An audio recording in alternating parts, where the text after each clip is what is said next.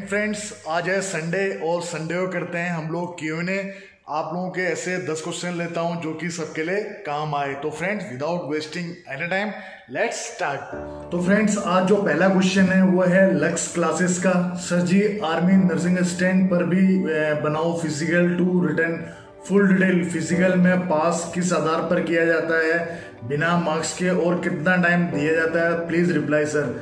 मेरे भाई, सबसे पहले बताना चाहूंगा, मैंने नर्सिंग असिस्टेंट को लेके ऑलरेडी 2-3 वीडियो बनाई है जिसमें मैंने नर्सिंग असिस्टेंट की सिलेक्शन प्रोसेस ही नहीं, मैंने ये भी डिटेल से बताया है कि आप नर्सिंग असिस्टेंट जब आप सिलेक्ट हो जाते हैं उसके बाद आपको कितने मौके मिलते हैं जो कि आप वाई ग्रुप से एक्स ग्रुप में जा सकते हैं।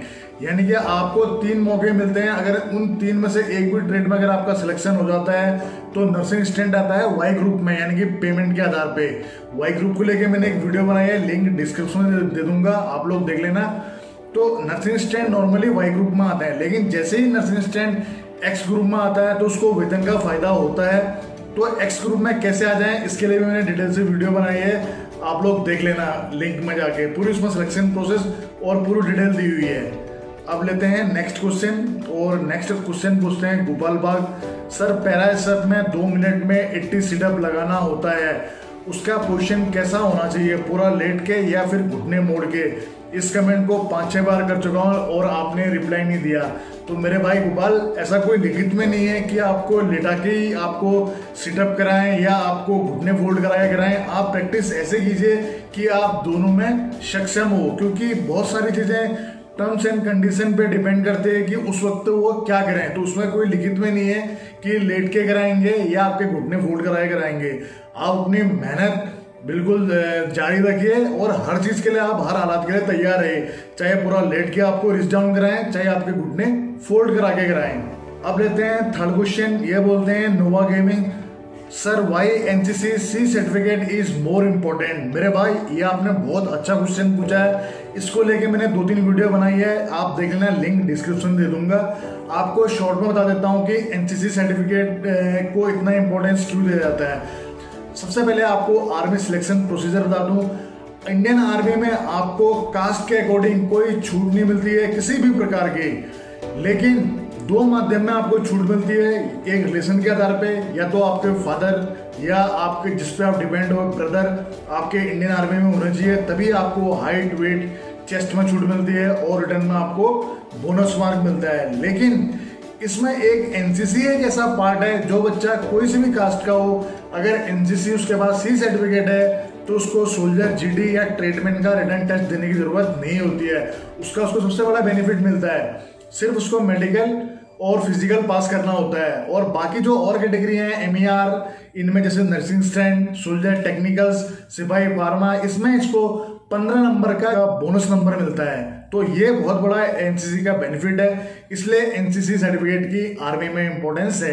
एनसीसी सर्टिफिकेट से आपको किस सर्टिफिकेट से कितने मार्क का बेनिफिट मिलता है उसके कंप्लीट वीडियो बनाई है, लिंक दे दूंगा डिस्क्रिप्शन में, आप वहां से भी देख सकते हैं। चौथा क्वेश्चन, और ये बहुत लोगों ने पूछा है और मैंने कई वीडियो में बताया, लेकिन अच्छा है मैं आज फिर आपको बता देता हूँ। चौथा क्वेश्चन पूछा है, आपकी पूरी आर्मी की ड्यूटी में आपने कहाँ गए और सर बॉर्डर वाले इलाके में कितनी बार रहे हो और ट्रीटमेंट्स में बॉर्डर पे जाने का मौका मिलता है क्या? पहला ये पूछा है। और दूसरा पूछा है, सर आपने कैसे आर्मी ज्वाइन की थी, आपकी जॉब की हिस्ट्री के बारे में, मतलब मेरे से पूछ रहे हैं। तो मेरे जितने भी चाहने वाले मेरे भाई बहन हैं सब सुन लो कि ट्रेड्समैन, जहां भी इंडियन आर्मी का एक भी नुमाइंदा होगा वहां पर ट्रेड्समैन जरूर रहता है। चाहे आप बॉर्डर्स बोले, चाहे आप बाहर गए यूएन मिशन बोले, सब जगह रहता है। अब दूसरा बात आ जाता है, बहुत सारे लोग बोलते हैं सर आप कहाँ रहे, आपकी थोड़ा जॉब के बारे में बताओ। फ्रेंड्स, मैं एक इन्फेंट्री यूनिट का जवान हूँ एज ए सोल्जर, और मैं भारतीय सेना की उस रेजिमेंट का हिस्सा हूँ जो इंडियन आर्मी की सबसे ज्यादा अलंकृत रेजिमेंट है। यानी कि मैं उस ग्रुप का हूँ जिसके सबसे ज्यादा अवार्ड है, और मैं उस ग्रुप की उस यूनिट का हूँ जिसने बहुत कम समय में बहुत बड़े अचीवमेंट हासिल करे हैं, जिसमें कि हमारे पास में chief of the army staff के 2 साइटिशन हैं और 4 कमांडेशन गार्ड हैं। ये अचीवमेंट नसीब होना बहुत कमों को मिलता है। तो फ्रेंड्स, मैं एक बहुत बहादुर बटालियन का मैं हिस्सा रहा हूँ और जिसका मुझे हमेशा फख्र रहेगा, और मेरी बटालियन का जब भी नाम आता है मेरी छाती चौड़ी हो जाती है। लेकिन सुरक्षा के मद्देनजर आपको बता नहीं सकता हूँ। आप लोग थोड़ा सा फोटो देखेंगे तो आप लोगों को वैसे ही अंदाजा हो जाएगा। अगर आप गूगल में ये भी सर्च करेंगे कि भारतीय सेना की सबसे ज्यादा अलंकृत रेजिमेंट कौन सी है या कौन सा ग्रुप है, आप लोगों को पता चल जाएगा। और दूसरा, 26 जनवरी की परेड में भी जैसे हमारे रेजिमेंट की कंडीशन परेड निकलती है तो वहां से अनाउंस होता है भारतीय सेना की सबसे ज्यादा अलंकृत रेजिमेंट। तो मैं उन रेजिमेंट ग्रुप का हूँ और मेरी बटालियन के बारे में आपको बता दिया है। मेरी बटालियन का बहुत तगड़ा अचीवमेंट है।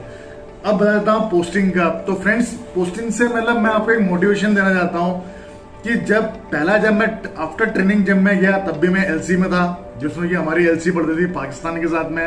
और उसके कुछ दिन के बाद मतलब तकरीबन 6 महीने बाद हमारी पोस्टिंग हो गई थी सिक्किम में। सिक्किम में भी मैं एलसी में रहा, वहां था हम चाइना के साथ में।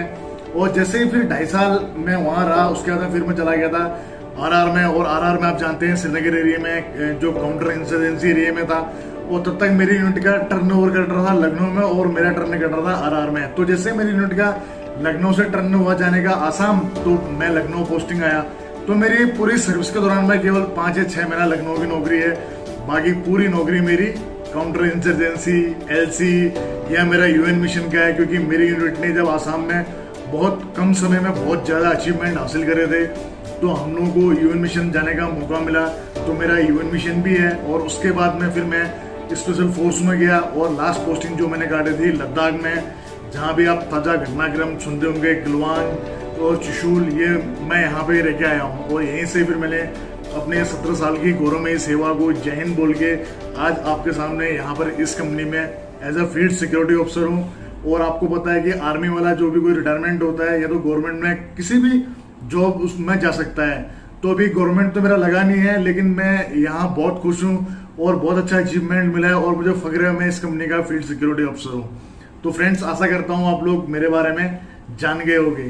फ्रेंड्स, अब 5वां क्वेश्चन ये बोलते हैं एसआरजेएस सर ट्रेड में जाने के बाद बंदा जीडी में जा सकता है क्या? जरूर बताएं। फ्रेंड्स, ऐसी कोई एसओपी नहीं है जिसमें ये लिखा हो कि एक ट्रेड्समैन जीडी में रिमिस्ट नहीं हो सकता है। पहले काम काफी आसानी से हो जाते थे। पहले बहुत सारे पढ़े लिखे बंदे वैकेंसी नहीं होने के कारण ट्रेड्समैन में भी आ जाते थे, या जिनकी एज 21 साल क्रॉस कर जाती थी वो ट्रेडमैन में ज्वाइन कर लेते थे।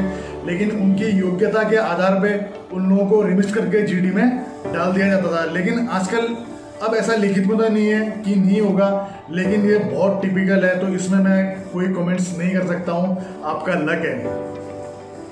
अब 6वां क्वेश्चन ये है एक लखन का, और ये बोलते हैं सर सैलरी नहीं भर्ती के बारे में बताओ। मेरे भाई, मैं सभी के बारे में बताता हूँ, पूरी भर्ती टिप्स से लेके और जो सैलरी का है ये भी बताना अच्छा है ना, क्योंकि आप लोगों को लगना भी चाहिए कि इंडियन आर्मी में जो नौकरी करना एक गर्व का विषय तो है ही है, प्लस इंडियन आर्मी में आपको सारी फैसिलिटी मिलती है और वो आपको इंडियन गवर्नमेंट प्रोवाइड कराती है। एक इम्पोर्टेंट टॉपिक है और इसमें भी जब मैं आपको पूरी भर्तियों की जानकारी देता हूँ तो इस जानकारी से आपको वंचित क्यों रखूँ, इसके बारे में तब मैं वेतन के बारे में जानकारी दिया।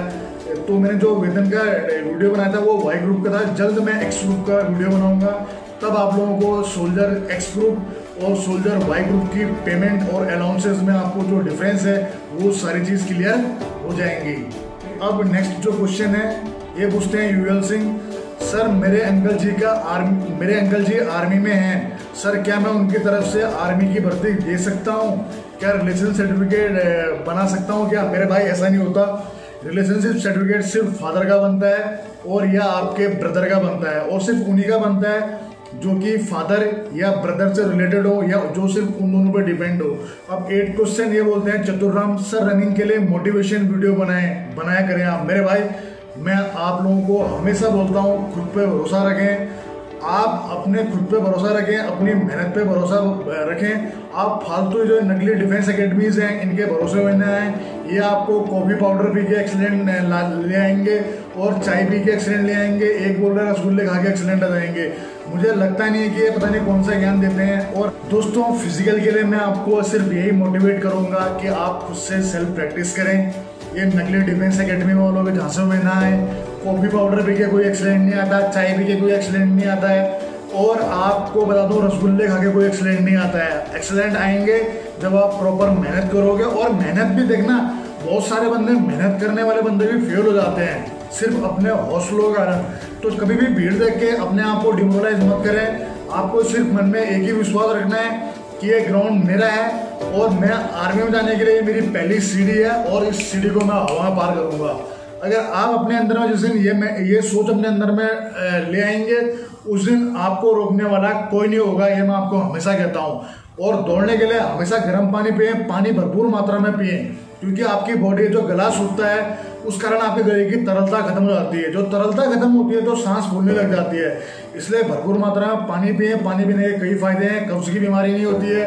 और अंकुरित चीजें खाएं, चने अने ये सब चीजें जो अंकुरित हैं, दालें अंकुरित हैं, ये खाएं, पौष्टिक भोजन खाएं। और जो ये डाइटिंग वाइटिंग बताते हैं भैया, हमें पता नहीं, हमने तो शुद्ध देसी खाना खाया और हमारे आर्मी में यही सीखा जाता है, तो बेटा शरीर को ऐसा बनाओ कि पत्थर खाओ तो वो भी हजम हो जाए। तो मैं डाइटिंग को लेकर भी कोई वीडियो नहीं बनाता हूँ, बस ये बोलता हूँ बैलेंस डाइट खाओ। हाँ, जैसे आपका अंकुरित चीजें खाओ, मैं ये नहीं बोलता हूँ काजू खाओ, बादाम खाओ, वो तुम्हारी इच्छा है। वो काजू बादाम में वही ताकत है जो एक चने को भिगा के अंकुरित होने में जो चना खाते हो उसमें भी वही ताकत है। अब डिसाइड आपको करना है कि आपको क्या पसंद है। नेक्स्ट क्वेश्चन है भुजा स्ट्रोक का। ये बोलते हैं सर मैं मैकेनिकल इंजीनियर हूँ, क्या सेवाएं दे सकता हूँ टेरिटोरियल आर्मी में 91 बर्थ ईयर्स। मेरे भाई, अगर आप 91 के हैं तो टीए आर्मी में मैं आपको बोल सकता हूँ कि एज ए जीडी आप दे सकते हैं या ट्रेड्समैन दे सकते हैं। और ऐसा नहीं होता कि जीडी पे जाने के बाद में आप बाकी कोई अपने जो आपने डिग्री करी है उसका आप फायदा ना उठा पाएँ।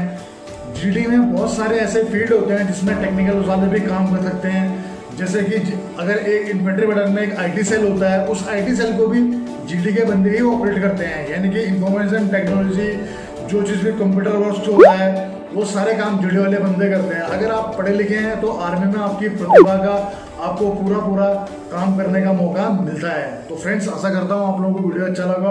वीडियो अच्छा लगा हो तो लाइक कर दें, जो चैनल में पहली बार आए सब्सक्राइब कर दें। जय हिंद, जय भारत।